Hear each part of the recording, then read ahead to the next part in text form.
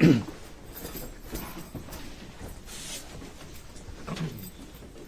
you do solemnly swear or affirm that the testimony about to give shall be the truth, the whole truth, and nothing but the truth? Yes.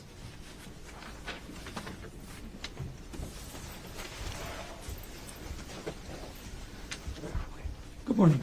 I'm sorry. Good morning. Good morning. All right. Before we get any further, can you pull the microphone as close to your face as possible and keep your voice into the microphone as much as possible? Okay, is this better? Yes. Can you please state your name? My name is Garrick Baligad. Okay. Mr. Baligad, what's your occupation? I'm an evidence specialist with the Honolulu Police Department How long have you been employed by HPD? for 19 years. And what was your assignment on March 24, 2025? My assignment was to report to the Queens Medical Center ER to take photographs of a person. I'm going to take a step back. In general, what are your duties as an evidence specialist? Okay. My duties as an evidence specialist are to recover evidence, to take photographs, and to pencil and sketch diagrams. Okay, and you mentioned that you were assigned to respond to Queens Medical Center. Yes, Is the Queens Medical Center in the city and county of Honolulu, state of Hawaii? yes it is. And what specific location of the Queens Medical Center did you respond to? The punch bowl location, the emergency room.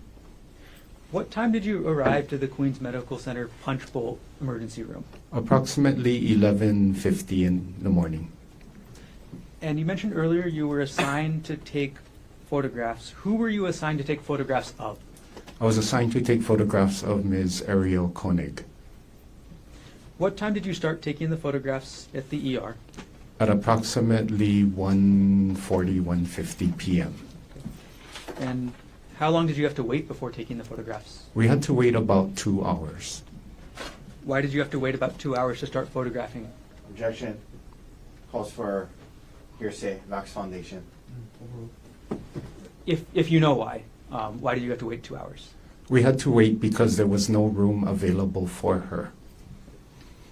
All right, Mr. Baligad, I'm going to approach with exhibits state 22 through state 28. I'm going to show them to defense counsel as well.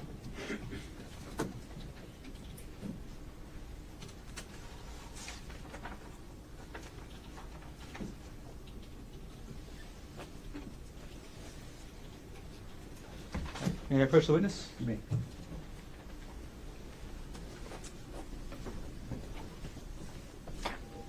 Mr. Baligad, I've just handed you what's been marked as States Exhibit 22 through 28 inclusive. Could you take a look through those exhibits, and when you're done looking through them, can you look up?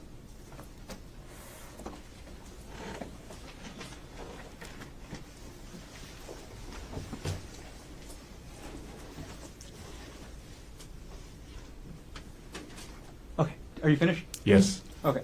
Do you recognize what these exhibits are that I've just handed you? Yes, I do. What are these? These are photographs taken of Ms. Konig. Okay. In the time that you saw Ms. Konig on March 24th, 2025, were you able to familiarize yourself with the condition she was in? Yes. Were you able to familiarize yourself with any injuries that you could see? Yes. These exhibits, state 22 through state 28, did you take all of these photographs yourself directly? No. Okay. Despite that, do these photographs fairly and accurately depict Ariel and her injuries as you observed them on March 24th, 2025? Yes. The state now moves Well, Your Honor, exhibits. Can I approach? This says you received this evidence. And Your Honor, permission to publish. Ready. Mr. Baligad, I'm going to put the photos up on the screen next to you in order, 22 through 28. As I put them up, can you describe what each photo depicts? Yes. All right, now publishing States Exhibit 22. Could you describe for us what this photo is depicting? States Exhibit 22 is an image of the face of Ms. Konig. And I'm going to zoom in on the top right of this. What does the top right of Ariel's head depict? On the top right of the image, which is on the top left of her head, is an injury to the head and scalp area. And I'm going to now zoom in on Your Honor, I apologize. Can we approach again, please? zoom in on an area on the left-hand side of the State's Exhibit 22 right now. Can you describe what we're seeing in this portion of State's Exhibit 22? On the left side of the image, which is on the right side of her face, there is reddish brown blood-like stains near her eye and above her Your eyebrow. Honor, the photo speaks for itself. I object, he can describe that he took it. Other than that, it speaks for itself in terms of his, I object, he's, not an expert in injuries. Okay, I understand. Overruled. You can continue. I'm going to go back to the full-size photo. Okay, and we're going to move on now, Mr. Baligad, to State's Exhibit 23. Sorry, what number? 23. Thank you. Okay.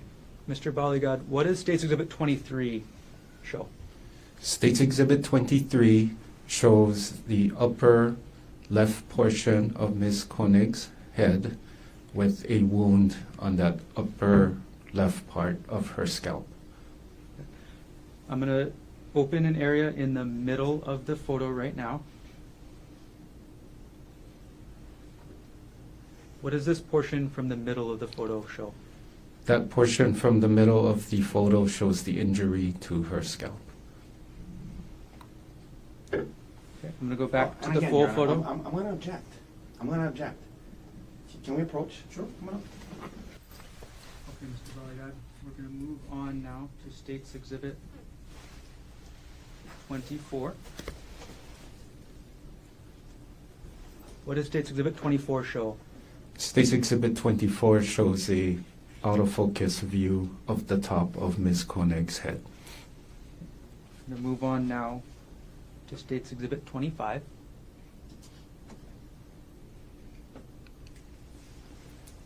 Now, what does State's Exhibit 25 show? State's Exhibit 25 shows another view of Ms. Konig on the top of her head. Okay, what happened to the hair in this, if you know? Objection. Your Honor, Lax Foundation calls for speculation and... Just name. Excuse me? Oh, sorry. Do you know what's different about this photo? Yes, I do. What's different? The medical professionals... Your Honor, this, again, the same objection. Hearsay, Well, this one, He's- he's CPA Foundation. Go ahead. So sustain for now.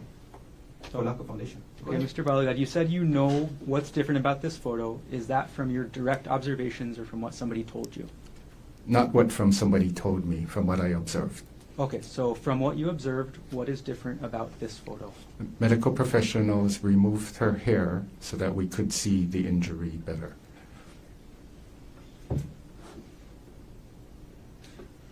Now publishing State's Exhibit 26. Mr. Baligad, what does this exhibit show? State's Exhibit 26 shows again Ms. Konig with the injury to her top of the head with hair removed, and a scale is placed to show the size of the injury. Okay. Can you say there's a scale placed to show the size of the injury.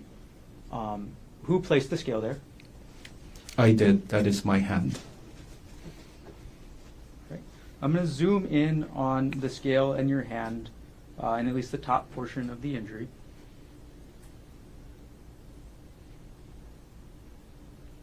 Okay. What does the marks on the scale represent? The marks are in millimeters. Thank you. I'm going to move on now to State's Exhibit 27. What does State's Exhibit 27 show? State's Exhibit 27 is the back of her left hand. Okay. The back of whose left hand? Excuse me, Ms. Konig's left hand. And State's Exhibit 28. What does State's Exhibit 28 show? State's Exhibit 28 shows the back of Ms. Konig's left hand with a scale placed to show size of injuries. I'm going to zoom in, or get a closer look at the top middle of this photo. What is depicted in this portion of the photo? Injuries that are on the back of the index, the finger, the back of the thumb, the back of the middle finger with the scale showing in millimeters the injury of Ms. Konig.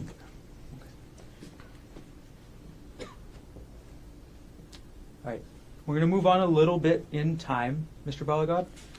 In addition to taking photographs and observing Ariel Konig on March 24, 2025, did you collect any other evidence in this case? On March 24th? In general? Yes, I did. Okay. What evidence did you collect? I recovered Ms. Konig's clothing. Later on in the case, did you collect any other evidence? Yes, I did. So what did you collect later on? On March 25th, we reported back to the Queen's Hospital, and I got a DNA reference sample, or what is called a buccal swab, from Ms. Konig. I want to ask about the buccal swab from Ms. Konig. And you also referenced it as a DNA reference sample. Can you just explain what that is for us? Okay. A DNA reference sample is a known sample of a person, and that known sample can either be blood or a sample from the person's inner mouth called the buccal area. And that buccal area is the known sample of a person that is used to reference against or tested against unknown samples. Can you describe for us how you're trained to collect a buccal swab sample? Training is done at the office when we first start. That's one of our first tasks we learn to do. So a buccal swab or swabbing is using a sterile swab to swab the inner cheeks of a person, and then that swab is placed in a sealed envelope, and then it's sealed with tamper-proof tape and submitted to the HPD evidence room. Before you take the swab, is there any procedure you follow? We take an identification photo of the person that we are doing the reference sample on. I'm now going to approach with State's Exhibit 128. For the defense.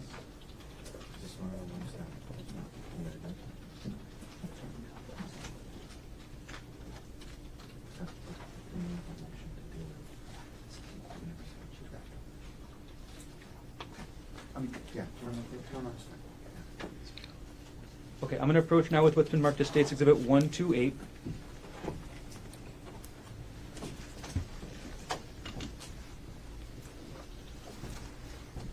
Do you recognize what I've just handed you? Yes, I do. Okay, what is this? This is an identification photo of Ms. Konig that I took on March 25th prior to taking the DNA reference sample. Okay. And does this photo fairly and accurately depict Ms. Konig as you observed her before taking the reference sample on March 25th, 2025? Yes. At this point, the state moves Exhibit 128 into evidence. Mr. Otake, No objection. it would have been marked for identification as State's Exhibit 128 is received as evidence. Going to publish States 128.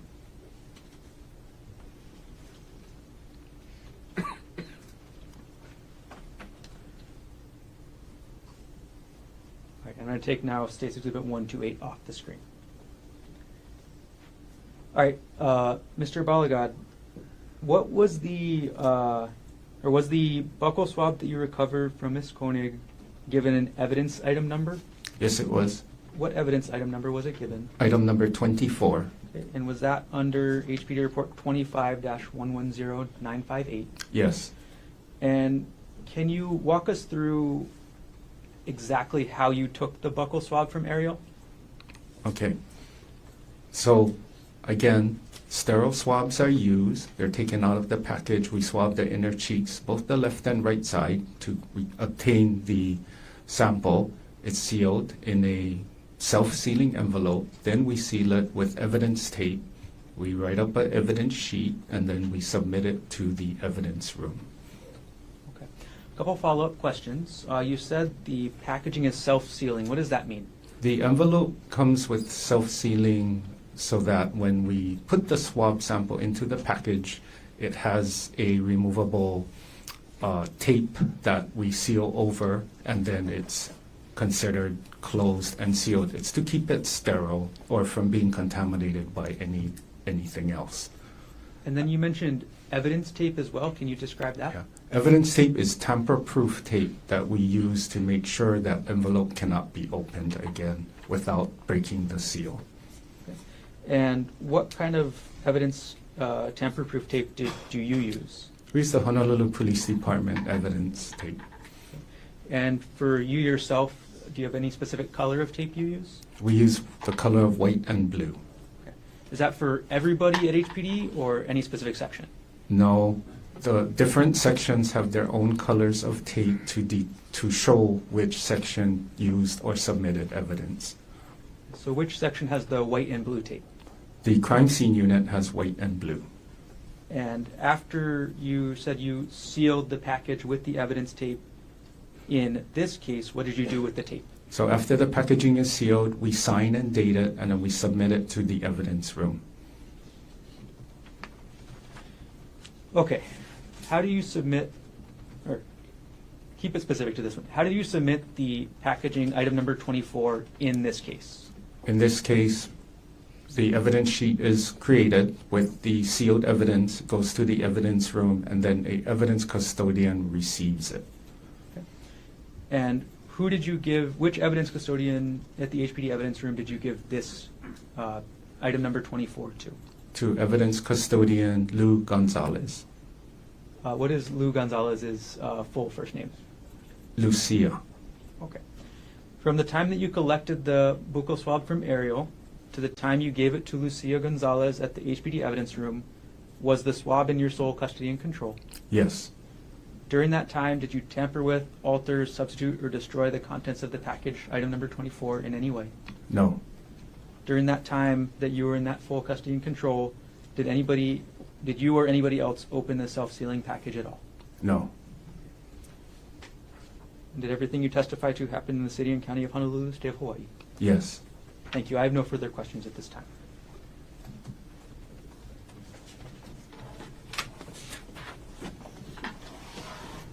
I'm going to retrieve the exhibits from the witness before. And I'll hand them to the court clerk.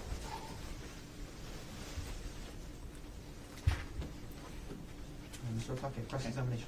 Good morning, Mr. Baligad. Good morning. Just a few questions for you. You indicated that on March 24th, you went to the Queen's emergency room to attempt to obtain photographs of the complainant in this case, correct? Correct. And throughout your career, how long have you been an evidence specialist with Coming HPD? up to 19 years. 19 years, okay. And from time to time in your 19 years as an evidence specialist with HPD, you've had to respond to the Queen's emergency room to take photographs of complainants, yes? Yes. And suspects as well, yes? Yes. Okay. So you've been there often to do that through the 19 years, I'd imagine, yes? Yes. Okay. So you indicated when you got to the Queen's emergency room, you had to wait for about 2 hours because there was no room available for her, correct? Correct. Meaning Miss Konig was actually out in the hallway, yes? Yes. Okay. So at the Queen's emergency room, following this incident, to your knowledge, the Queen's emergency department had her wait in a hallway for 2 hours before moving her to a room, correct? She was in the hallway on a gurney. Yeah. For 2 hours, right? Yes. In your experience, going to the emergency rooms through the 19 years, have you heard of triage, where they give rooms to the more critical patients first? Yes.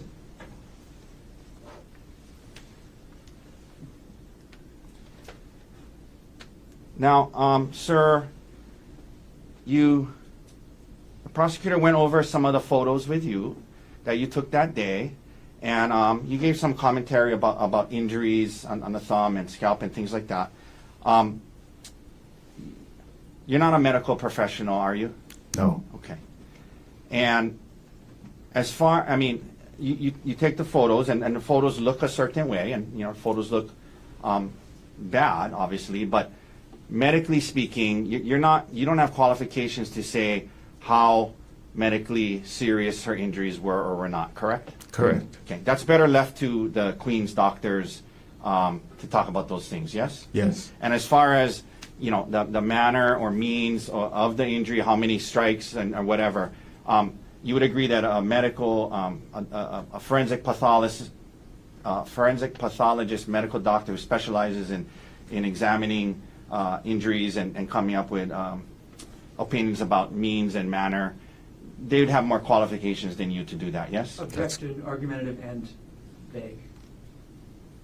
Overruled. You can answer. You agree with that, right? I agree. Okay. Yes. Okay, thank you, sir. No further questions. Any redirect? No, thank you. Mr. Baligad, thank you. What's your first step?